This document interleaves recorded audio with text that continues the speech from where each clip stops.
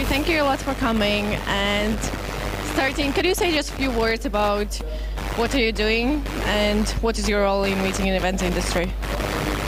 Well, thanks for asking. My name's Corbin and I'm a meetings technology analyst. So I speak, consult, and write about meetings and trade show technology. I'm an independent analyst, so I've never taken a set of sale of any burning meetings technology product. But my goal is to advance the industry in some way by sharing in some small way how people can use technology to improve the business process.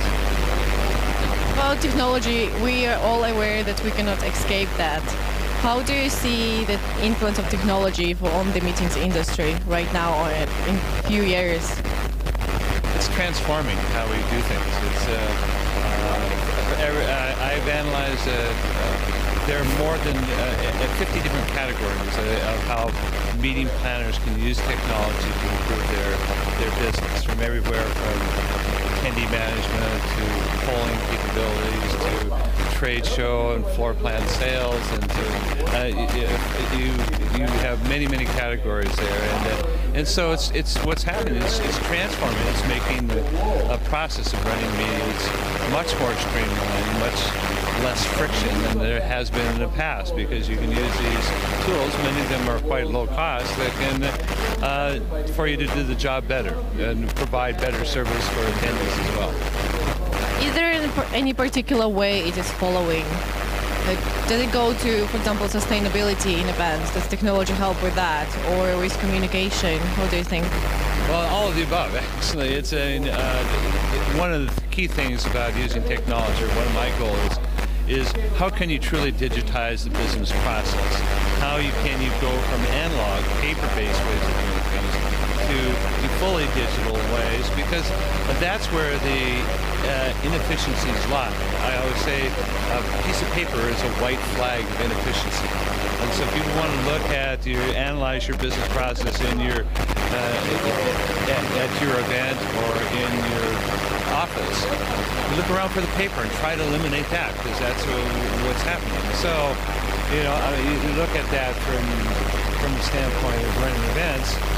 There are washing paper. We have paper programs, we have course notes, we have exhibition guides, we have paper-based surveys, and the list goes on and on. We're chopping down lots of trees, and so from the standpoint, there's a real benefit. I'm an environmentalist at heart, and I think that I'm really happy to see that we can have greener meetings because of that, but also the added benefit, they're much more efficient and can be more consumer or attendee friendly as well, to engage attendees in a way that they've not been able to do before, social media channels or using mobile devices.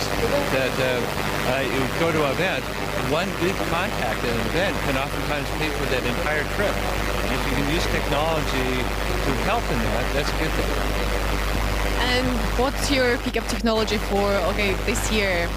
What's your favorite one? Well, I haven't had a chance to really fully go through the floor yet with that.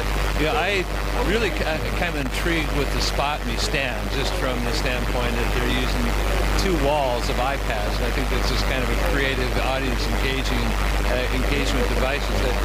There are many good technology players on the floor, and I've briefly talked with most of them. I think that the EIBTM Worldwide Technology winner this year is BXB TV. Is one that has great capabilities of changing the business process for meetings by, it's going almost the YouTube for business events, and for a distribution channel.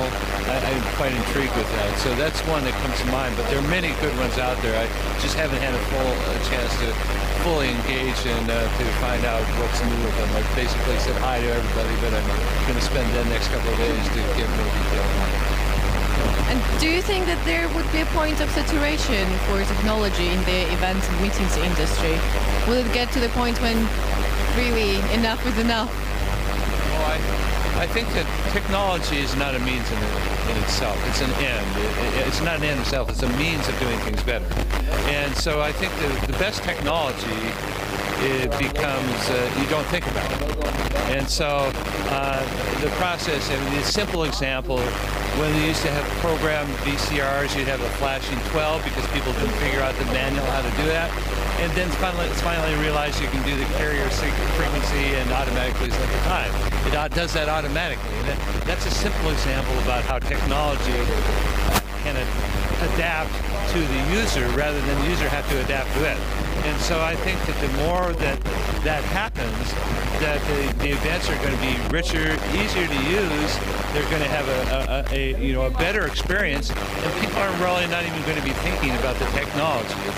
It's like the computer. The computer eventually is going to move into the walls, and we won't even be thinking about it. You have voice recognition, you'll have the different ones, and you'll have automated assistants to do and can predict and do a lot of the tasks that you have to manually think about right now to do. And I think that's going to be a lot of that with events.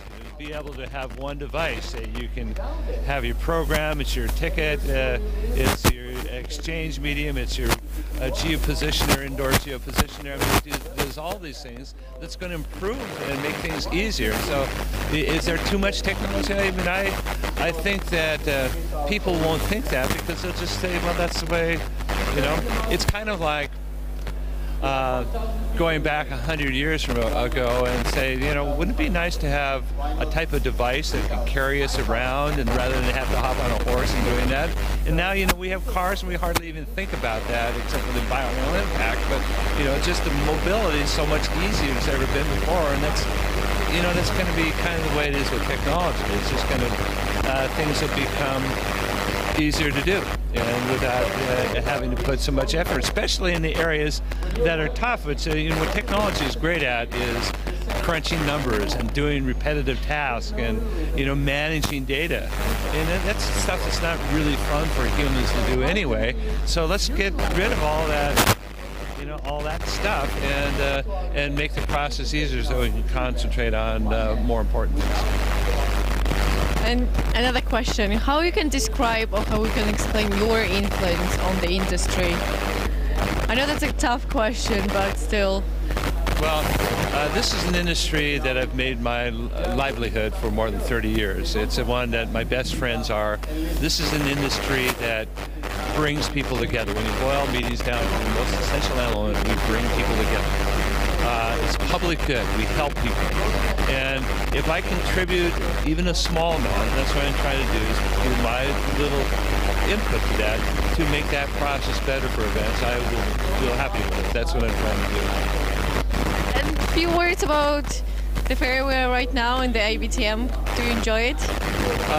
It looks like it's very busy this year, and I think that's a really great side for the industry. It's these large shows like this with lots of people. There's business happening here. I think it speaks of the power of face-to-face meetings and the power of trade shows, that people can get lots of business done in a better way than they can do by sitting at a desk or calling on phones or doing virtual meetings or those type of things. Get such a concentrated group of people together of like interests that can work together. I think that's the real power of trade shows, and the IBTM is one of the best that does that. Overall, you agree that this small element of face-to-face conversation would be really hard to somehow substitute with technology? The technology can help, but... I think that technology is great for short information exchange. It's not as good for relationship building or brainstorming or networking or a range of things. It's getting better all the time. But the way we are, we are gregarious animals. We like to be with people. That's where there was a biological imperative to get together. And so I think that especially the more that we sit behind a computer screen or work in a cubicle or doing those type of things, the more that happens, the more that we desire to get together with people. And I think great things can happen. A webinar is great if it's 30 minutes or shorter, but you can't sit all day in front of a video screen, watching a seminar or a webcast. It just, people won't do it. Our attention spans are not that long. But for an event, as long as you keep people fed and entertained and lots of people there, that you have this social contract with others that you sort of pay attention, and you can be there. Meetings can last for days or weeks if done right, because of the power of that social contract that we have together when we get together face to face. Okay, thank you very much for